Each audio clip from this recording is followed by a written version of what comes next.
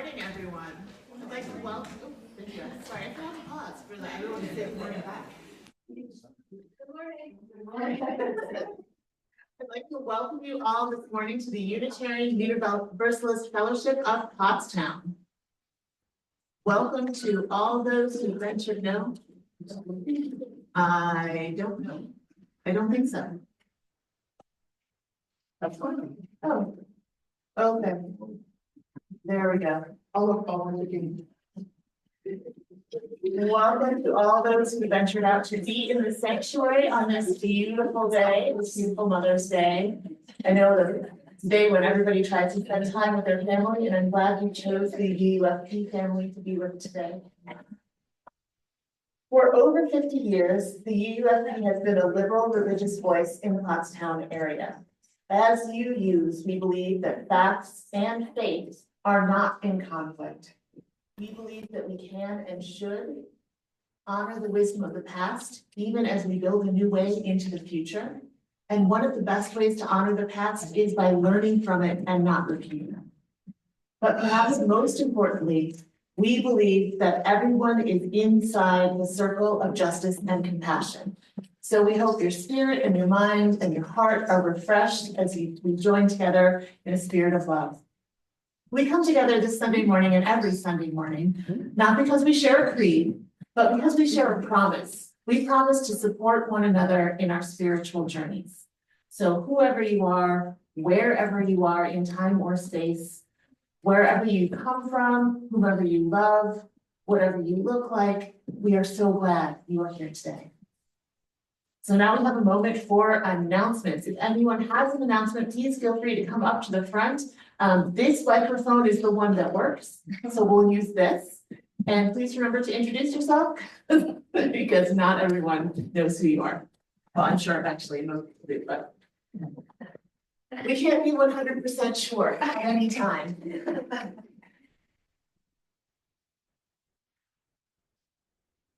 We legit have none.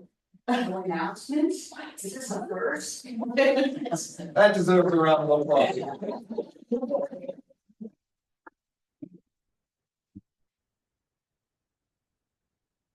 So now I am pleased to introduce JD Stillwater.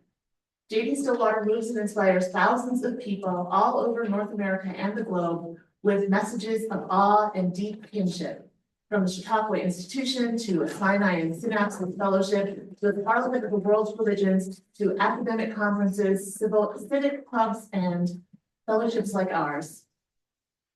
Today, JD describes lessons learned from his do-it-yourselfer father and grandfathers, and how those lessons might be applied to building a new way for our increasingly precarious global society. What kind of world do we want for our grandchildren and for their grandchildren?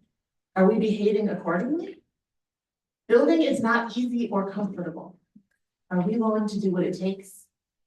Thank you so much, JD. Thank you, Emily. Our opening words this morning are from Katie Kandarian Morris. The title is a poem, and the title is Hoping and Trusting for So Many Things. She writes, "Here we have come into this sacred space, quieter now with our readiness, hushed voices, hoping, trusting for so many things, for connection, for communion, for inspiration, for information, for healing, for wholeness, for words, for music, celebration and consolation. Here we have come into this space, bringing all of who we are. Let us be willing, however we are changed." And I understand Cyrus is going to light the chalice for us this morning, being an expert of a long time. And oh, that could be an issue. How do we get that? Let me light our chalice with words from Elizabeth M. Strong, who writes, "Reverently, I offer this symbol of our hope and high intent. Reverently, I bequeath this flame to you.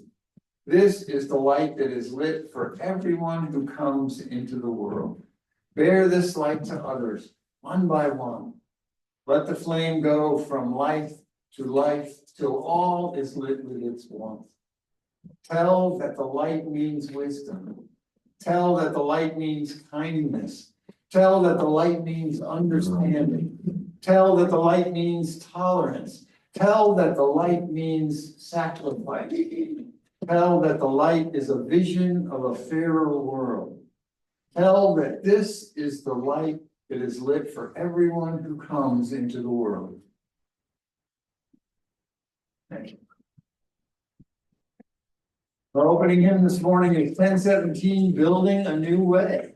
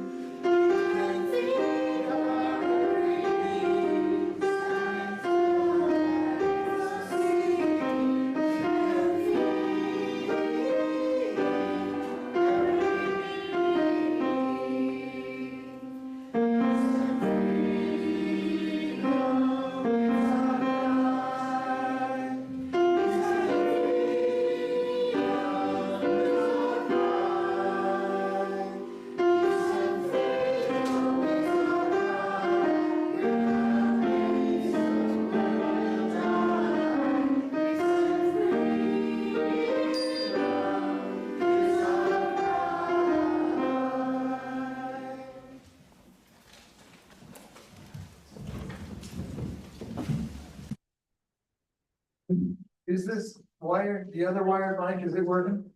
The side mics? Yes. They have an incredible buzz. Oh, that's right, okay. All right, so I think we're gonna do the children's message from up here, but if kids wanna come down, actually you can sit on this rug if you want to. Ooh. 'Cause I have to use this mic. All right, come on. You can sit on the stage today.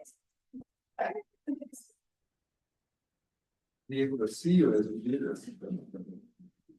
So I have some questions for you. Have you ever built something? You ever made something like maybe with Legos or blocks, or have you made a fort or something? Yeah, you wanna tell about it?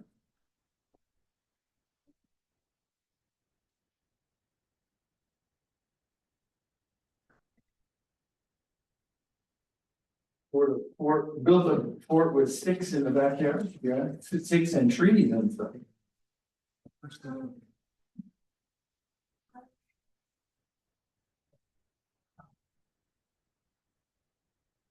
Made a house out of Legos?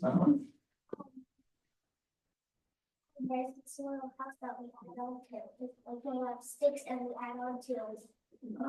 They put kind of an addition on the cabin using sticks and stuff. Yeah, but like, it's a big cabin, and then like, we can go into the forest, and then like, we always find a tree that has like sticks laying up against it, and like, we add on, and we add for like the kitchen, and then we take rocks, and we take, like, we use some touch and we pretend that like we use our sauce and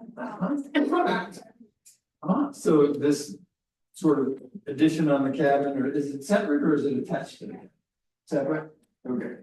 It's got a kitchen and they do all kinds of pretending in it and with leaves and stuff. Okay. Well, you've already answered my next question, and that is this something you do by yourself? Or did you, and this, I'm asking all of you, did you do it by yourself or with other people? Okay, together with a friend group, And when you started out, did you have a plan for exactly how it was gonna be? Or did you just kind of build as you went along? No plans, same with you, Richard? All right,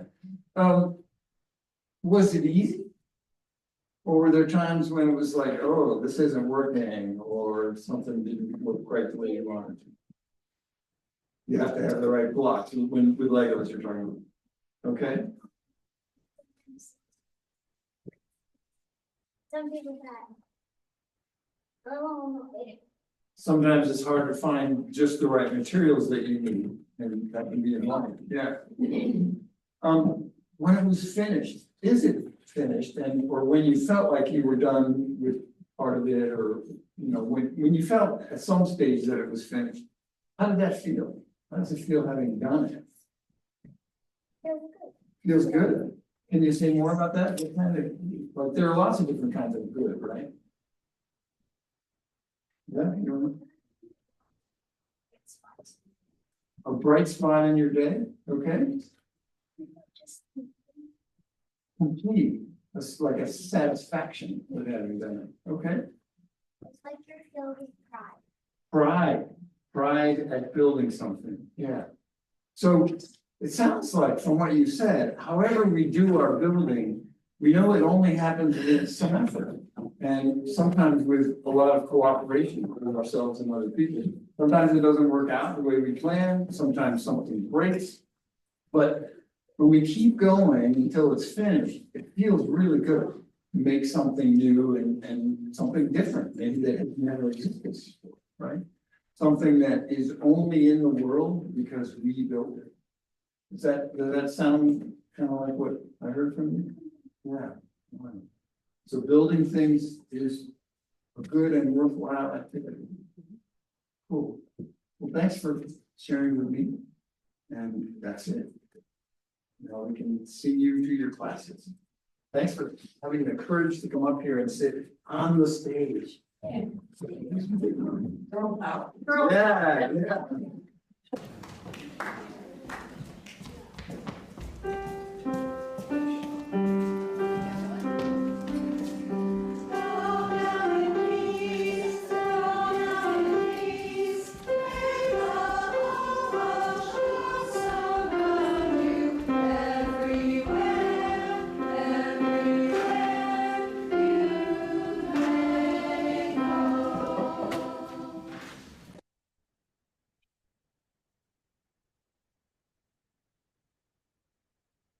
Churchill, we make a living by what we get, but we make a life by what we give.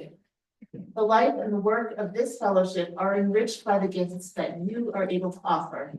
You offer companionship, caring, time, food, and even your money. Please give generously to support and sustain the UUFP.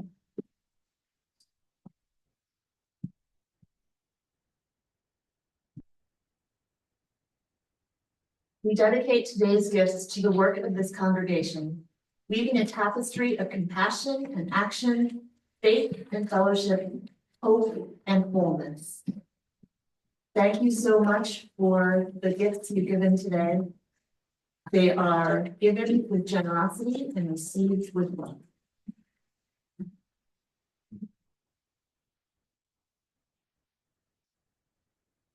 And now a short reading. This reading is from Thomas Merton. And see if you can guess what year this was written in.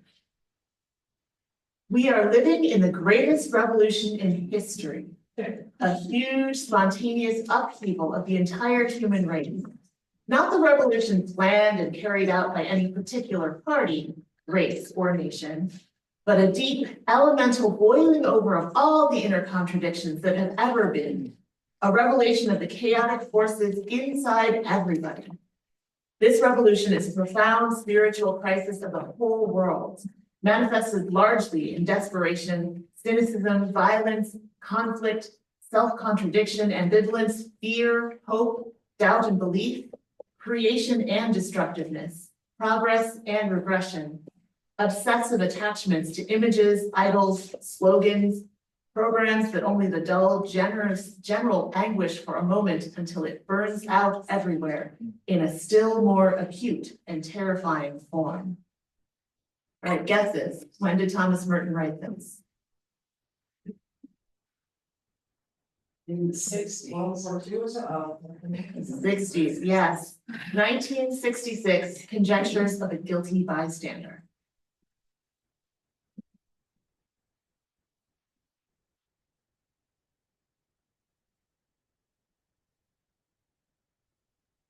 Well, it's Mother's Day, and I'm a little embarrassed to admit that I only have one Mother's Day service, and we did it here last year at this time.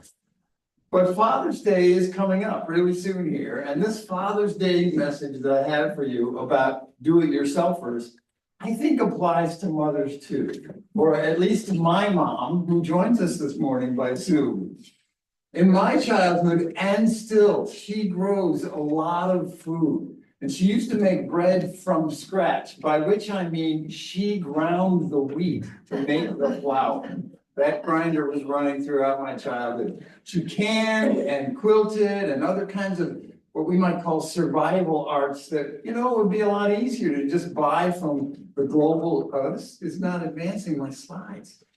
That's annoying. Hold on. You gotta see these pictures of my mom. Here we are, seriously working. Let's see. This is her growing food and doing fiber arts.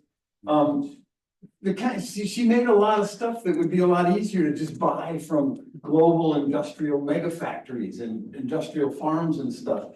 Businesses that make things cheaply by outsourcing their costs to the environmental and social commons, right? Well, it's increasingly clear to me, at least, that the way we've been living with each other and with other nations and with the earth is just not sustainable. It's not just unsustainable, but it's broken, maybe beyond repair. So it's increasingly clear to me that building a new way is now really urgent. And I don't know how building a new way is going to play out in the wider world, especially in the next year or two. But I do know something about building in general, thanks to my father and my grandfathers. And my mother's father was a self-trained engineer and served as chief engineer on a dredge that built whole islands in the Chesapeake Bay, islands that are still there. He also built industrial power systems all over the Northeast. And one time he asked me if I knew how a rotary dial telephone works. And when I said, not really, he said, I wouldn't be able to sleep at night until I understood how that thing works. So from him, I learned that every system can be understood with curiosity and persistence. And I did eventually learn how those phones work. And that knowledge later allowed me to make calls on a phone with no dial at all, like this one. Well, he and Grandma raised their two daughters in an abandoned cider mill and restaurant, which they slowly converted to a comfortable home. They were do-it-yourselfers before that term even existed, back when almost everyone was a do-it-yourselfer. He also taught me all the awful epithets for various races and ethnicities, not because he thought I should know them, but because that was just the language he used all the time. So I share this just to remind myself that no one is 100% saintly or sinful. Our forebears are human, mine too. My father's father was an electrical engineer for the New York Bell Telephone Company, where he worked his entire career. He supervised the first installation of telephone trunk lines in New York City. During the Great Depression, he supervised pulling them all out again for scrap copper. After that war, the First World War, he put them back in again. He did get drafted during the Second World War, but didn't go because Ma Bell, now AT&T, told the draft board that he was their last engineer. And if he went off to war, they'd have to shut down all the phone service in New York City. From him, I learned the value of consistent, methodical effort. He also valued tradition for tradition's sake and opposed me changing my name when Ann and I got married. I changed it anyway. He unintentionally taught me that some traditions aren't worth keeping. My father is an interdisciplinary engineer. He was the project manager for the blood chemistry analyzer in the International Space Station, and he designed high-speed photo printing machines for Kodak. He is also an avid do-it-yourselfer. My dad built a 2-story solar heat collector on the south side of our old farmhouse when I was a teenager. He and my mom had completely stripped and remodeled the house, starting when I was about 10. And none of that work was hired. We all pitched in. And my parents back then were pretty strongly inspired by the Whole Earth catalog. So they bought wheat in 100-pound sacks, ground their own flour and peanut butter, made bread and yogurt, chopped firewood, raised chickens, and on and on. I was the only kid in the school cafeteria with homemade brown bread. And I was so jealous of my friends' soft, socially acceptable white bread. My dad did all the repairs on our cars and appliances. And during the pandemic, at 83 years old, he personally laid 250 paving stones, 50 pounds each, on the new patio he built for himself. In 2023, at 86, he relented and hired someone to build his new workshop. But he and I built the shelves that went in there, and he and his partner, my stepmom, moved all his tools. So my dad taught me that anyone can build or fix anything once they understand the principles involved. He has also spent much of his adult life predicting and preparing for global disruptions, an obsession that made me kind of impatient with him until the last few years, as such disruptions become increasingly common. So when I was a young father, Ann and I realized that living in our hippie bus wasn't going to work for our growing family indefinitely.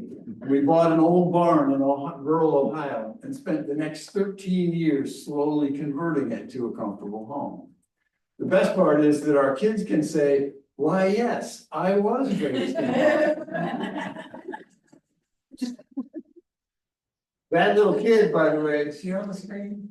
Yeah, that little kid between us there is now a UU minister, serving a flock of US Navy sailors for the last 3 years at the Navy boot camp and currently on a ship somewhere in the Middle East. When we started working on the barn, it still had manure in it. We did almost all the work ourselves, from heavy lifting to painting, and we literally cooked on a camp stove and slept on the floor for years. That building still today has no shower, and a cattle trough is the bathtub. We were about half done when we moved to Harrisburg, and the half that's finished is truly beautiful. And now our son has taken it on, and of course, it'll be different from what we had envisioned. And if it isn't obvious, this whole barn thing is a metaphor for building a new way, right down to handing it off to the next generation. The thing about a barn conversion is that your vision for it is limited by what's already there. And what's already there is never ideal. Barns and old houses are rarely square and plumb. One time I had to cut 3 sides off a piece of drywall because all 4 corners were different angles. But the advantage of a conversion is you can live in it while you build. Building on bare ground is easier, but you can't live in it while you work on it, at least not in the beginning. So I think building a new way for our society and our planet is now urgent. And I see three choices. We can convert this manure-stained barn of a society into a welcoming, inclusive, sustainable home. We can burn it down and start over with bare ground. That seems to be the path that we're currently on. Or we can do nothing and watch it collapse on its own rotten foundations. Take the pandemic as one example. It was not a random outlier. The incidence of new infectious diseases has steadily grown as our supply chains have gone global since around 1950. Why? Well, I'm going to read from the transcript of a New York Times documentary. It's some dialogue between author David Quammen, who researches and writes about pandemics, and journalist Jonah M. Kessler. It's long, and so I'll say end quote at the end. Do you own a cell phone? Owning a cell phone makes you a customer for a mineral called coltan. When coltan is refined, it makes tantalum, and there's a trace amount of it inside that phone or computer you're using. The problem is it's only found in a few remote places, one of which is a highly diverse forest area in the Eastern Democratic Republic of Congo. So when I buy a cell phone, I'm a customer for tantalum, and I'm sending a miner into a forest area in the Eastern Congo. And that miner is probably going to eat bushmeat. So I own a little of the responsibility for the jeopardy that that miner may come in contact with a new virus and spread it to others. What we eat, what we wear, all the other kinds of things that we buy, whether we have a cell phone or not, how many children we have, if any, how much we travel, all of those choices put varying degrees of pressure on the rest of the natural world. It's that simple. We've created a world where it's impossible to make choices that don't impact the natural world. The more we disrupt wild, diverse ecosystems, the greater jeopardy we have of contacting all of the very diverse viruses that wild animals carry. End quote. Now, I've since learned that much of the cobalt mining for our cell phones, also in the Congo, is done by children. The documentary gives other examples, the palm oil in your peanut butter, your toothpaste, and your shampoo, which got there by clear-cutting rainforest in India and Indonesia, which means millions of bats have to relocate to areas where fruit trees are near the massive pig raising facility, so that bat feces fall onto the pigs, carrying wild bat viruses straight to human workers who butcher those pigs. That's how the deadly Nipah virus outbreaks have happened and keep happening. My own suburban neighborhood in Pennsylvania has replaced Penn's Woods with lawns. Perhaps your neighborhood too. This is not our neighborhood pictured here, but ours does have lawns. Lawns preference vectors like deer and mice while pushing out predators like foxes, coyotes, and weasels. That means the high incidence of Lyme disease and the ticks that carry it is a direct result of my purchasing choices, my suburban lifestyle. Then we have climate change. Like new viruses, climate change is driven far more by my consumerism than by government policies, although they too are a reflection of our collective sense of entitlement. The global economy is much harder to understand than my grandfather's rotary dial telephone. And trying to understand it is keeping a lot of us up at night as the foundations of our society crumble ominously. I'm thinking about my dad's lesson that anyone can fix anything if they understand the principles involved. So what principles form the foundations of our society? There are a lot of them, but I want to lift up just four that seem particularly problematic right now. Individualism. The notion that individuals can live independent of society, pulling themselves up by their own bootstraps, right? That they make their own fortunes without contributions from others or from the earth's commons. Consumerism, the belief that possessions are fulfilling and that wealth involves accumulating goods and services for ourselves, for our security and comfort. Dominion, the belief that the world exists for us to use and abuse as we wish, that it's ours. And then supremacy, the belief that the world exists for us to use, supremacy, the idea that some people are more deserving than others to be comfortable and to have their needs and wants met. And it's not only white supremacy. Every American citizen benefits from a system that extracts materials and labor from colonized people and landscapes all over the world. It's money supremacy. When Ann and I were both drawing school teacher salaries, we were in the global 1% by income, earning 20 times the global median. If you take home 60 grand or more per year with no dependents, you're in the 1%. I imagine most of the households in this fellowship make about that, if not more. So welcome to the 1%. In this country, we waste 40% of our food supply. 40 million tons of perfectly good food goes into landfills each year in the United States. That's about 219 pounds per person. If you've seen the story of stuff, you know that our consumerist economy requires a quick trip from store to landfill for consumer goods. It's just insane to think that anyone has ever pulled themselves up by their bootstraps. And yet I act like I did every time I assert my ownership of land here in North America, or go all hesitant about reparations, right? It's insane to think that we can have unending consumer growth on a finite planet. And yet I act like I can every time I book a flight, buy a new phone, eat factory farmed meat, or switch on the air conditioner. It's insane to think that my safety is somehow disconnected from your safety. And yet, I admit, I'm more alert in certain neighborhoods, and I've been too polite to speak up when people behave in selfish or antisocial ways. I think it's insane to think that my lifestyle, which was built on these principles, is somehow separate from environmental policies, and policing policies, global politics, and the destruction of the earth.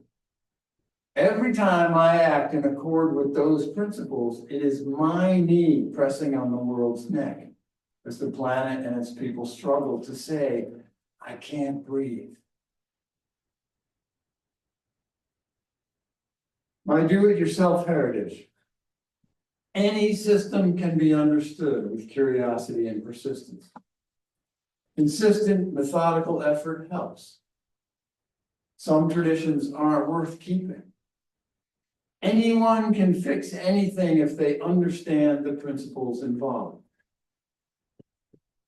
I think fixing our broken society means replacing those rotten principles with more durable ones.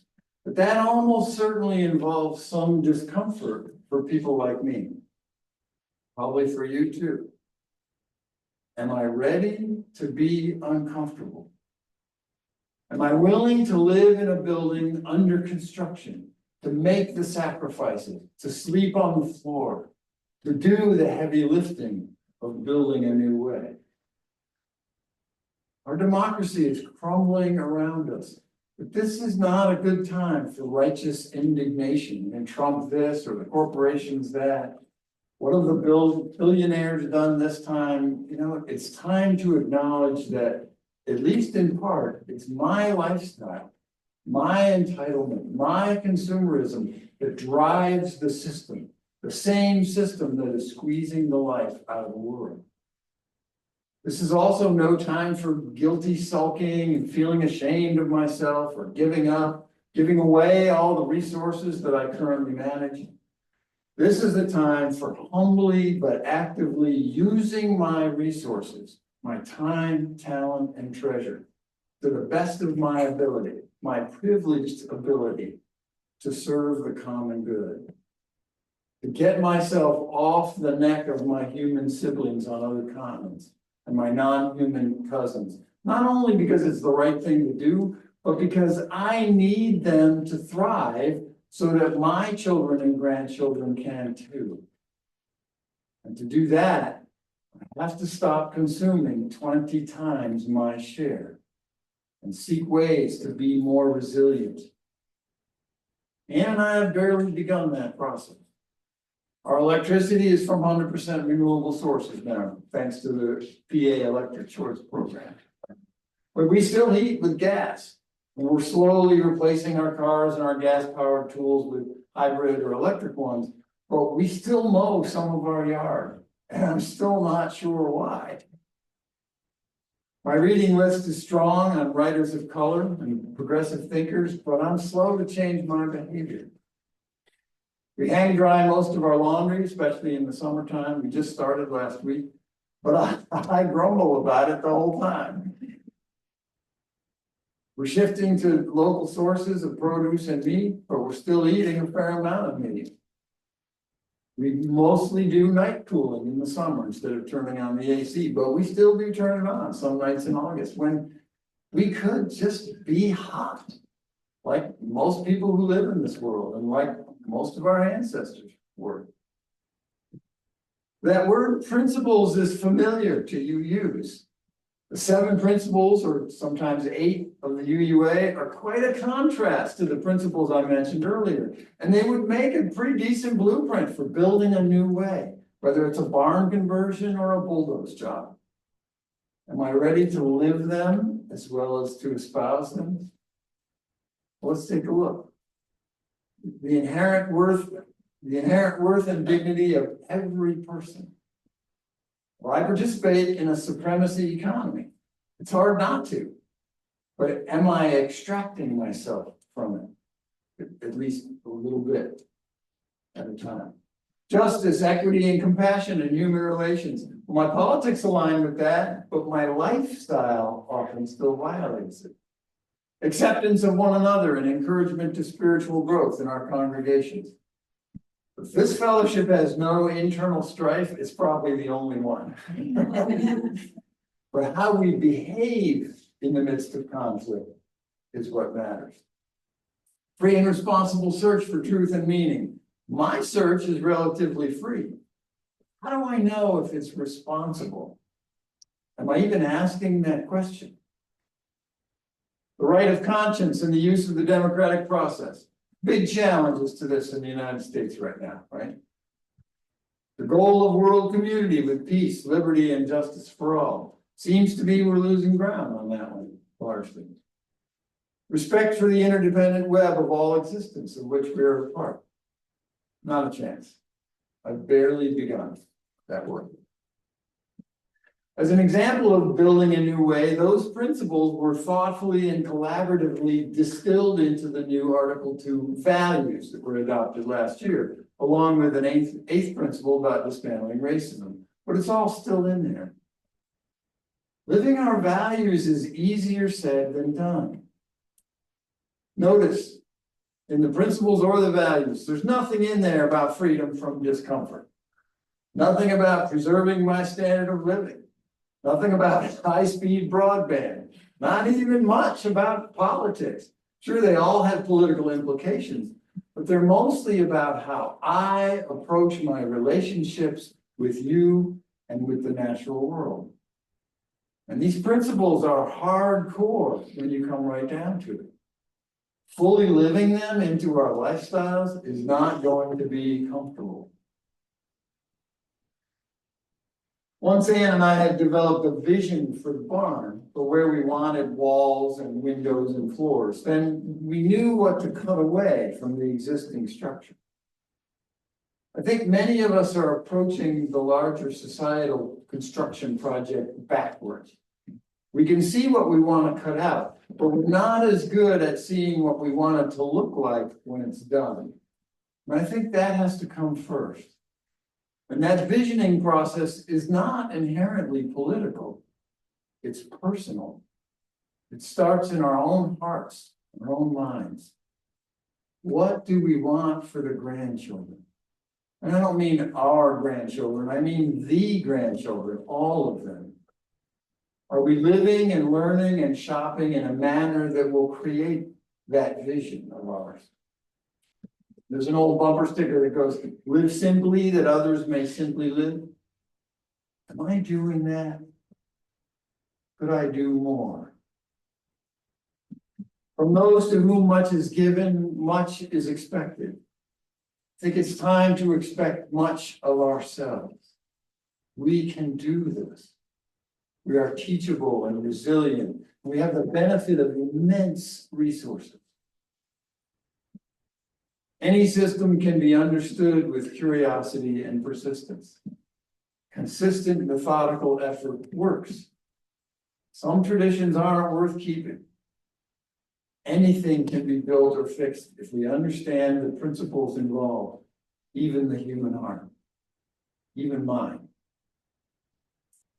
So today, in honor of Mother's Day, let's gather up some tools and get uncomfortable.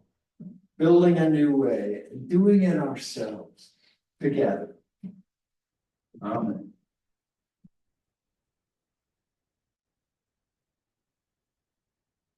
Today is going to lead us in 10:18, the next one, in the hymnal, Come and Go With Me.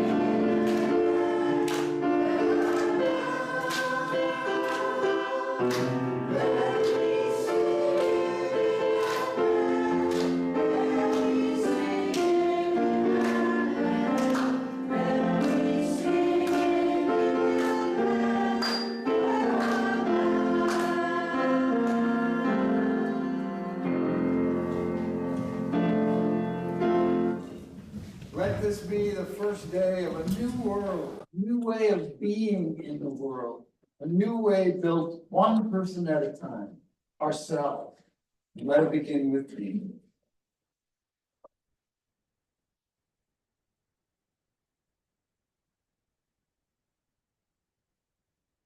Now is the time when we have joys and concerns. So we have this time in our service where anyone can come up with anything that has been making them happy all week long, or anything that's been weighing down their spirits all week long, so that we can share in a spirit of community and celebrate with one another and of one another with our words.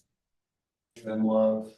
We gather in beloved community, lessening our sorrows and concerns by sharing them. Concerns and joys of transitions and change that is bitter and sweet together. Surgeries and the apprehensions that go with those. Workplace conflicts. We multiply our joys and achievements through sharing too. New tools, new capabilities, and our enjoyment of this beloved community. Spirit of all strivings for a more just world, lend us the strength and teamwork needed for the biggest construction project ever attempted. Building a new way, working to be free in our days and our weeks and our years and our generations, and caring for one another. Amen.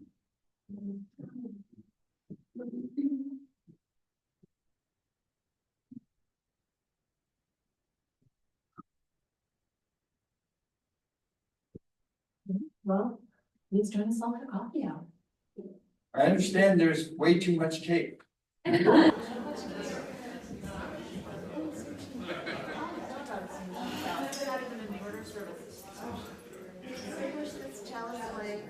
But not like.